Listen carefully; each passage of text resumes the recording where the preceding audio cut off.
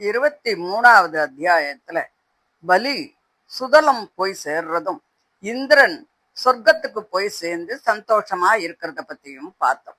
இந்த 24வது அத்தியாயத்துல மத்சாவதார விருத்தாந்தமும் சத்தியவிரத மன்னன் மேலும் மேலும் உருவம் வளர்ந்து வரக்கூடிய மத்சரூபியான பகவான சோஸ்திரம் பண்றத பத்தியும் சொல்றார். என்ன சொல்றாருன்னு பார்க்கலாம்.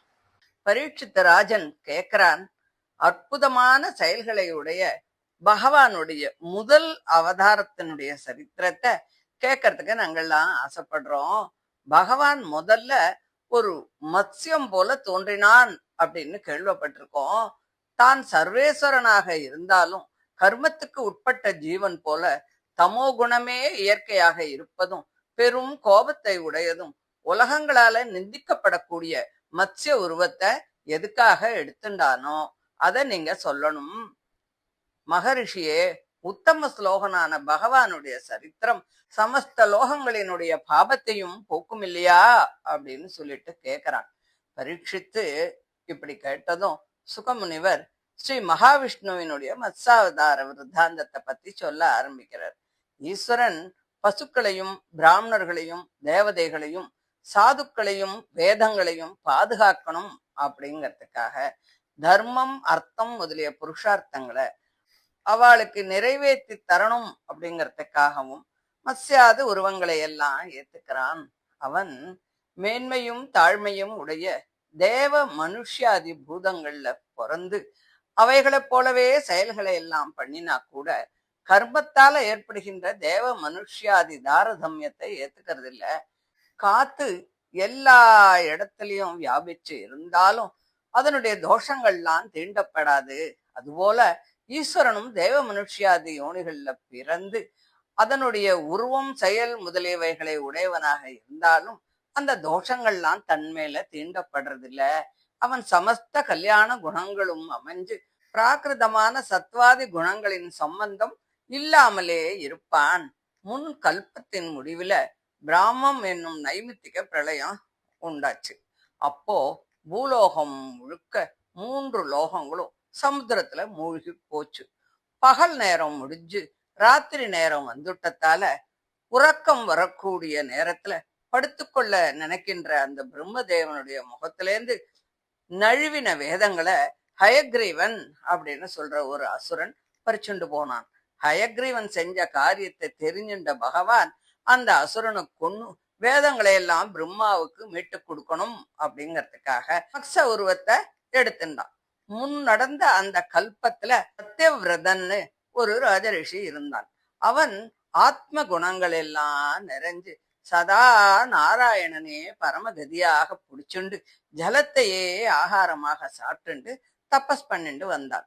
அந்த சத்தியவிரதன் என்னும் ராஜரிஷி இந்த மகா கல்பத்துல விவஸ்வானுக்கு பிள்ளையா பிறந்து சிராத்த தேவன் அப்படிங்கிற பேர்ல பகவானால மனுவாக இருக்கும் அதிகாரத்துல ஏற்படுத்தப்பட்டான். அந்த சத்தியவிரதன் ஒரு சமயத்துல கிருத்தமாலை அப்படிங்கிற நதியில ஜல தர்ப்பணம் பண்ணிட்டு இருந்தான். அவன் கையில எடுத்த அந்த ஜலத்துல ஒரு மீன் தோன்றியது. சத்தியவிரதன் தன் கையில் இருக்கும் அந்த மீனை பார்த்துட்டு அத ஜலத்தோட ஜலமா நதியில விட்டான். அவன் ரொம்ப இரக்கமுடையவன்.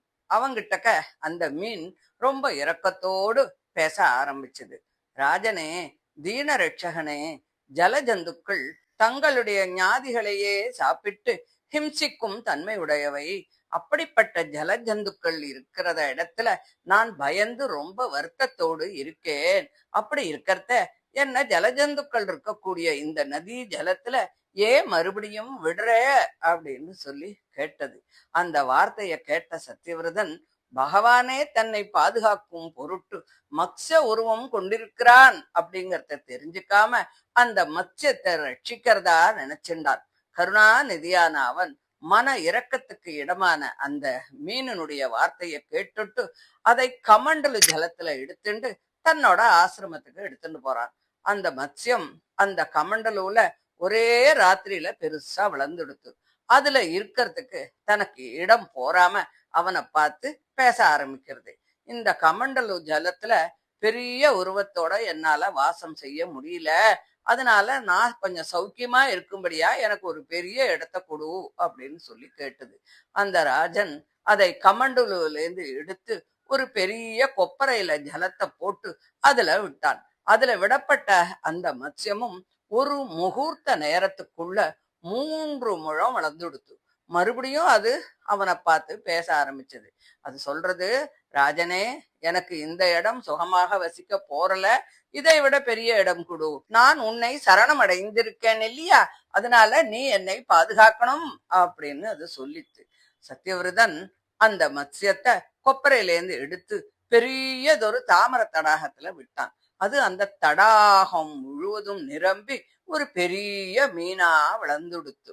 மறுபடியும் அந்த மத்ஸ்யம் சொல்றது, மன்னவனே, ஜலத்தையே இருப்பிடமாக உடைய எனக்கு இந்த தடாகத்து ஜலம் சுகமாக வாசம் பண்றதுக்கு போறல்ல, அதனால என்னை பாதுகாக்கும் பொருட்டு வற்றாத ஜலம் இருக்கக்கூடிய ஒரு பெரிய மடுவுல கொண்டு போய் என்ன விட்டுடு அப்படின்னு சொல்றது. அந்த ராஜன் அந்த மத்ஸ்யத்தை ஒன்னை விட ஒண்ணு பெருசாக இருக்கக்கூடிய எல்லா மடுக்கள்லையும் கொண்டு போய் விட்டான். அந்த மடு ஜலம் முழுவதும் நிரம்பி வளர்ந்த அந்த மீனை கடைசியில சமுத்திரத்துல கொண்டு போய் விட்டான். சமுத்திரத்துல விட முயன்ற அந்த ராஜனை பார்த்து அந்த மத்ஸ்யம் மறுபடியும் பேசுறது, வீரனே, இந்த சமுத்திரத்துல மகா பலிஷ்டமான ஜலஜந்துக்கள்லாம் இருக்கு, அதனால அவைகள்லாம் என்ன சாப்பிட்டுடும், அதனால நீ என்ன இந்த சமுத்திரத்துல விடாதே அப்படின்னு சொல்லித்து. சத்தியவிரதன் அந்த மத்ஸ்யத்தை பார்த்து, மத்ஸ்ய உருவத்தினால என்ன இப்படி மதிமயங்க பண்ற, நீ யாரு, இப்படிப்பட்ட பிரபாவம் உடைய மீனை நான் பார்த்ததே இல்லையே, கேட்டதும் கூட இல்லையே, நீ ஒரு பகல்ல 100 யோஜனை தூரம் நாலா பக்கமும் வியாபித்து வளர்ற, அதனால நீ சாதாரண ஒரு மீன் இல்ல, நீ தேவன்தான், நீ பிரம்மாதி தேவர்கள்ல யாரும் இல்ல, விகாரமற்றவனும் ஷாட்குண்ய பூர்ணனும் தன்னை பற்றினவருடைய வருத்தங்களை எல்லாம் போக்கக்கூடிய சாட்சாத் நாராயணன் தான் நினைக்கிறேன், இப்படித்தான் இருக்கணும். உனக்கு இந்த உருவம் இயற்கையில் ஏற்பட்டதும் இல்ல, பிராணிகளை அனுகிரகிக்கணும் அப்படிங்கிறதுக்காக மத்சத்தனுடைய உருவத்தை தரிச்சுண்டு இருக்கே. புருஷோத்தமா, ஜகத்தின் சிருஷ்டி ஸ்திதி சம்ஹாரங்களுக்கு காரணமானவனே பிரபு, உன் பக்தர்களும் உன்னையே சரணமடைந்தவர்களுமான எங்களுக்கு நீயே நாயகன், எங்களுக்கு நீ அந்தராத்மா, உன்னை அடைவதற்கு நீயே உபாயமே தவிர வேறு எந்த உபாயமும் கிடையாது. இத்தகைய உனக்கு நமஸ்காரம். மற்றவர்களுக்கெல்லாம் நேரக்கூடாத உன்னோட பிரபாவத்தால நீ நாராயணன் அப்படின்னு நானே நிச்சயம் பண்ணிக்கிறேன். நீ லீலையினால எடுக்கும் அவதாரங்கள் எல்லாம் தேவர் முதலிய பிராணிகளின் நன்மைக்காக அப்படிங்கிறது எனக்கு தெரியும். நீ எந்த பிரயோஜனத்துக்காக இந்த மத்ஸ்ய உருவத்தை எடுத்துண்டையோ அதை தெரிஞ்சுக்க ஆசைப்படுறேன். தாமரை கண்ணா, நீ அனைவருக்கும் நண்பனாக இருக்கிறவன், பிரீத்திக்கு இடமானவன். மத்தவாள்லாம் அப்படி கிடையாது, அவளை எல்லாம் பணியறது வீண்தான், உன்னை பணிவது பொய்யாகாது. நானே பிரத்யட்சமாக அதை அனுபவிச்சேன். எப்படி அப்படின்னு கேட்டா, அற்புதமான இந்த மத்ஸ்ய உருவத்தை உன் பக்தனான நீ எனக்கு காட்டினாயே.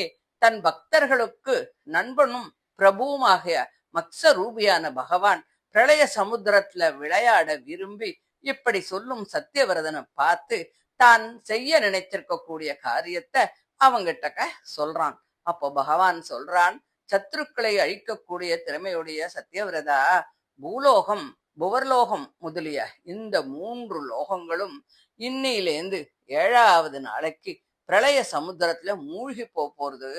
அப்படி மூழ்கும் போது என்னால படைக்கப்பட்ட ஒரு பெரிய ஓடம் உங்கிட்ட வரும்.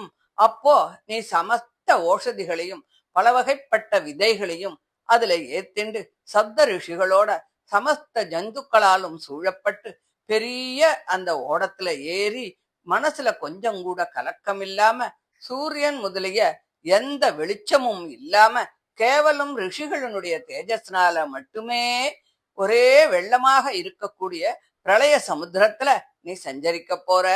அப்போ பெரிய காத்து வீசி ஓடத்தை நடுங்க பண்ணும். அந்த ஓடத்தை அருகாமையில வந்திருக்கக்கூடிய என்னோட கொம்புல வாசுகி அப்படின்னு சொல்ற ஒரு மகா சர்ப்பம் போன்ற கயத்தால என்ன கட்டு. ரிஷிகளோடு கூடின பெரிய அந்த ஓடத்தை நாம் பிரளய சமுத்திரத்துல பிரம்மாவினுடைய ராத்திரி முடியும் வரையிலும் இழுத்து கொண்டே போய்கொண்டு இருப்பேன். அப்போ பரபிரம்மம் என்று சொல்லப்படுகின்ற என்னுடைய மகிமையை நான் உபதேசிக்க நீ கேட்டு தெரிஞ்சுக்க போற. இடையில உனக்கு எந்த சந்தேகம் இருந்தாலும் அதை நன்றாக தெளிவித்துக் கொண்டு என் மகிமைய மனத்துல நீ நிலைநிறுத்திக்கோ அப்படின்னு சொல்றார். மத்ஸ்வரூபியான பகவான் இப்படி மன்னனுக்கு கட்டளையிட்டு உடனே மறைஞ்சு போயிட்டான். சத்தியவிரதனும் பகவான் சொன்ன அந்த காலத்தை எதிர்பார்த்துண்டு இருந்தான். ராஜரிஷியான அந்த சத்தியவிரதன் தர்ப்பங்களை எல்லாம் கிழக்கு நுனியாக பரப்பி மத்ஸ்ய ரூபியான பகவானுடைய பாதார விந்தங்களையே தியானிச்சுண்டு அந்த தர்ப்பங்களின் மேல வடகிழக்கு முகமாக உட்கார்ந்துட்டான். அப்போ சமுத்திரம் மழை பெய்கின்ற மகா மேகங்களால வளர்ந்து கரை புரண்டு நாலா பக்கமும் பூமியை மூழ்கி கொண்டு வரத்த பாக்கறான். அந்த நேரத்துல சத்தியவிரதன் அந்த மத்ஸ்ய ரூபியான பகவானுடைய கட்டளைய மனசுல நினைச்சுண்டான். பெரிய ஓடம் ஒண்ணு கிட்டக்க வரத்தையும் பாக்கறான். அப்போ ஓஷதிகளையும் விதைகளையும் எடுத்துண்டு சப்த ரிஷிகளோட அந்த ஓடத்துல சத்தியவிரதன் ஏறிக்கிறான். சப்த ரிஷிகள் அந்த மன்னவனை பார்த்து, ராஜனே, கேசவனை நீ தியானம் பண்ணு, அவன்தானே நம்மை இந்த சங்கடத்திலிருந்தும் ரட்சித்து நமக்கு சுகத்தை தரப்போறான் அப்படின்னு சொல்றான். அவனும் சரி அப்படியே பகவானை தியானிக்க ஒத்தை கொம்பு உடையவனும் சொர்ணமயமான உருவத்தை உடையவனும் 10,000 யோஜனை அளவு உடையவனும் மத்ஸ்ய ரூபியுமான பகவான் அந்த பெரிய சமுத்திரத்துல உடனே வந்து தோன்றினான். பகவான் முன்பு சொன்னபடி சர்பராஜனான வாசுகி அப்படிங்கிற கயித்தால அந்த ஓடத்தை பகவானுடைய கொம்புல கட்டி மனக்களிப்போடு அந்த மதுசூதனனை சோஸ்திரம் பண்றான். அனாதியாக தொடர்ந்து வருகின்ற தேகாத்ம அபிமானம் முதலிய அஞ்ஞானத்தால ஆத்ம பரமாத்மாக்களுடைய உண்மையை பற்றின அறிவை அடியோட இழந்து அந்த அஞ்ஞானத்தால ஏற்படக்கூடிய சம்சார தாபங்களால வருந்துகின்ற ஜனங்கள் இந்த சம்சாரத்துல யாத்ரிஜக சுக்ருதத்தின் மூலமாக நேரிட்ட உன்னோட கருணையால சதாச்சாரியன் மூலமாக உன்னை பற்றும் பொழுது நீ அவர்களுக்கு மோட்சத்தை கொடுக்கிற. அப்படிப்பட்ட நீ எங்களுக்கு புகலிடம். நீ சுயமாகவே என்னை தத்துவங்களை கேட்கும்படி தூண்டி ஹிதத்தை உபதேசித்து விஞ்ஞானத்தை போக்குறதால உன்னை அடைய நீயே உபாயமுமாக இருந்த. பிறத்தல் சாதல் முதலிய விபத்துக்கள்ல அகப்பட்ட ஜீவ வர்க்கம் ஆத்ம பரமாத்மாக்களினுடைய உண்மையை அறியாம தேகாத்ம அபிமானம் குடிகொண்டு புண்ணிய பாப ரூபமான கர்மத்திற்கு உட்பட்டு சப்தாதி விஷய சுகங்களை எல்லாம் விரும்பி சுகத்துக்கு இடமில்லாத காரியத்தெல்லாம் பண்றது. அந்த ஜீவாத்மாக்கள் உன்னை பணிந்து தேகாத்ம அபிமானம் சுதந்திராத்மாபிமானம் முதலிய தங்களுடைய துர்புத்தியை உதறி தள்ளுறா. நீயே ஆச்சாரிய ரூபியாக அவர்களுடைய அஞ்ஞானத்தை போக்கி அவர்களை அங்கீகரிக்கிற. அப்படிப்பட்ட நீ எங்கள் அஞ்ஞானமாகிய ஹிருதய கிரந்தியை அறுத்து விடுவாய். பொன்னும் வெள்ளியும் அக்னியின் சம்பந்தத்தால அழுக்கெல்லாம் தொலைஞ்சு போய் தமக்கு இயற்கையில் ஏற்பட்ட நிறத்தை பெறுவது போல மோட்சத்தில் விருப்பமுடைய புருஷன் உன்னை பணியறதால இருள் வஸ்துக்களை தெரியவட்டாமல் மறைப்பது போல ஆத்ம பரமாத்மாக்களின் உண்மையை மறைக்கிற புண்ணிய பாப ரூபமான கர்மத்தை எல்லாம் விட்டுட்டு தனக்கு இயற்கையில் ஏற்பட்ட அபகத பாப்மத்துவம் முதலிய குணங்கள் தோன்றப் பெறுவான். அப்படிப்பட்ட சர்வேஸ்வரனான நீ எங்கள் அஞ்ஞானத்தை போக்கணும். நீயே குருவுக்கும் குரு. நீயே குருவாக தோன்றி ஜீவாத்மாக்களை எல்லாம் அங்கீகரிக்கிற. உன்னை தவிர வேறு ஒரு குரு இல்ல. உன்னை பணியாத புருஷனுக்கு மற்ற தேவதைகள் அனைவரும் ஒன்று சேர்ந்து ஹிதம் உபதேசிக்கும் குருக்களாக ஆகி அவனை கரையேத்த பார்த்தாலும் அவனுக்கு உன்னுடைய அனுகிரகத்துல 10,000த்துல ஒரு பாகத்தை கூட செய்ய மாட்டா. அத்தகைய சர்வேஸ்வரனான உன்னை நான் சரணமடைகிறேன். கண்ணு தெரிகிறவன் கண் தெரியாதவனுக்கு வழிகாட்டுறத போல பிரம்மதேவன் முதலிய சமஸ்த ஜீவாத்மாக்களுக்கும் நீயே அஞ்ஞானத்தை போக்குற குரு. நீ சூரிய கிரணம் போன்ற அறிவுடையவன். ஒளிவுடைய வஸ்துக்களுக்கு நீயே ஒளி கொடுக்கின்றவன். நல்ல கதியை அறிய விரும்புகின்ற நாங்கள் அப்படிப்பட்ட உன்னையே குருவாக பற்றினோம். எங்களுக்கு நீ அருள் செய்யணும். ஜன்ம ஜரா மரணாதிகளில் வருந்துகிற சம்சாரியான ஜீவன் தன்னையே தான் குருவாக பாவிச்சுண்டு தன்னை போன்ற மற்றொரு சம்சாரி ஜீவனுக்கு அர்த்த காமாதிகளை கைகூட்டி வைக்கக்கூடிய ஆபாச உபதேசங்களை உபதேசம் பண்றா. அவன் அந்த உபாயத்தினால கடைசியில சம்சாரமாகிய இருளையே மறுபடியும் மறுபடியும் ஏற்படுத்திக்கிறான். ஆனா நீயோ அழிவற்றதும் மகானந்த ரூபமுமான மோட்ச ரூபமான பெரும் பயனை தரக்கூடிய ஆத்ம பரமாத்மாக்களின் உண்மையை பத்தின ஞானத்தை உபதேசம் பண்ற. அந்த ஞானத்தை அடைந்த சம்சாரி ஜனங்கள் சுகமாக உன்னுடைய ஸ்தானமான பரமபதத்தையே அடைஞ்சு விடுறா. நீ சமஸ்த லோகங்களுக்கும் ஹிதத்தை தரக்கூடியவன், பிரீத்திக்கு இடமானவன், உள்ளே புகுந்து நியமித்துக் கொண்டிருப்பவன், ஹிதோபதேசம் பண்றவன், அபீஷ்ட சித்தியை கொடுக்கிறவன். இந்த நீ சமஸ்த பிராணிகளுடைய ஹிருதய கமலங்களிலும் வாசம் பண்ற. இருந்தாலும் உலகத்தில் உள்ளவர்கள் அனைவரும் தேகம், தேகத்தை தொடர்ந்த பந்துக்கள், அர்த்தம், காமம் ஆகிய இவைகளையே புருஷார்த்தமா நினைச்சுண்டு சப்தாதி விஷயங்களை அடைய நினைச்சு உன்னை பத்தி தெரிஞ்சுக்கிறது இல்ல. மகானுபாவனும் தேவர்களுக்கும் மேலான தேவனும் வேண்டி பெற தகுந்தவனுமாகிய உன்னை நான் ஆத்ம பரமாத்மாக்களின் உண்மையை தெரிஞ்சுக்கிறதுக்காக சரணமடைகிறேன். பகவானே, பரம புருஷார்த்த ரூபமான பரமாத்ம சொரூபத்தை வெளியிடுகின்ற உரைகளால் என்னுடைய ஹிருதயத்தில் உள்ள தேகாத்ம அபிமானம் முதலிய அஞ்ஞானங்கள் ஆகிற முடிச்சுக்களை அறுத்து உன் சொரூபத்தை எனக்கு வெளியிடுவாய் அப்படின்னு சொல்லி சத்யவிரதன் வேண்டிக்கிறான். ஷட்குண்ய பூர்ணனும் ஆதி புருஷனுமான அந்த மத்ஸ்ய பகவான் இப்படி பிரார்த்திக்கின்ற மன்னவனுக்கு பிரளய சமுத்திரத்துல விளையாடிண்டே தத்துவங்களை எல்லாம் சொல்கின்ற புராணத்தை உபதேசம் பண்றான்.